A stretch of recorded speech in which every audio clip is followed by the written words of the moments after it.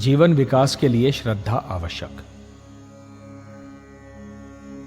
त्याग और सेवा वृत्ति के अभाव में स्वार्थी भावना के कारण उत्पन्न संघर्ष रोकने के लिए व्यक्ति और समाज के बीच किसी समझौते के सिद्धांत को व्यावहारिक धरातल पर विकसित किया गया।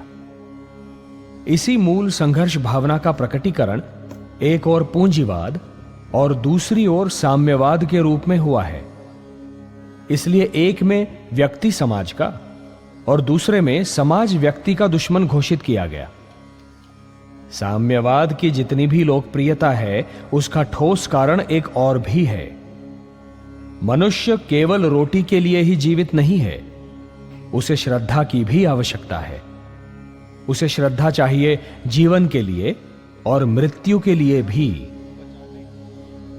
श्रद्धा विहीनता के कारण जीवन में दिशा और अर्थ ही शेष नहीं रहता। व्यक्ति के जीवन में भटकाव प्रारंभ हो जाता है, वो खोयापन अनुभव करने लगता है।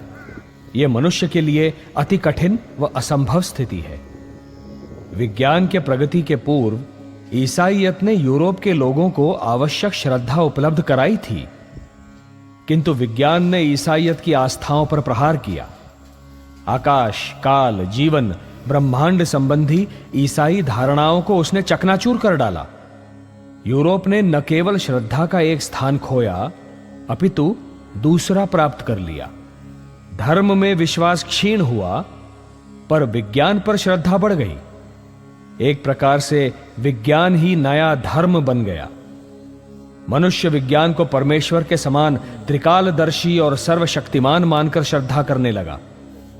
यद्यपि विज्ञान के अन्वेषण पुराने तथ्यों का खंडन करने लगे, डार्विन के प्रजातियों के विकास क्रम के सिद्धांत को जोरदार तरीके से नकारा गया। वर्तमान के सर्वश्रेष्ठ वैज्ञानिक आइंस्टाइन ने भी कबूल किया कि विज्ञान ब्रह्मांड की गूढ़ समस्याओं का संतोषजनक उत्तर देने में अक्षम है।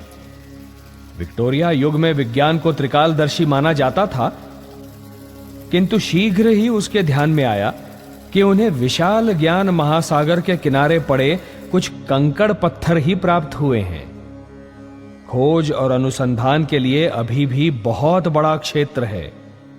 इस कारण पश्चिम के मानव की आस्थाएं धराशायी हुई। उसने स्वतः को पतवार विहीन, दिशाहीन नाविक के समान महासागर में पड़ा पाया। पुरानी आस्थाएं टूटी और नई जन्म लेने लगीं। उस उत्पन्न हुए शून्य को भरने के लिए कुछ दिखावटी आस्थाएं प्रकट हुईं, जिनमें से एक है फासीवाद और दूसरी है साम्यवाद। भोग के वातावरण में त्याग का संदेश देंगे।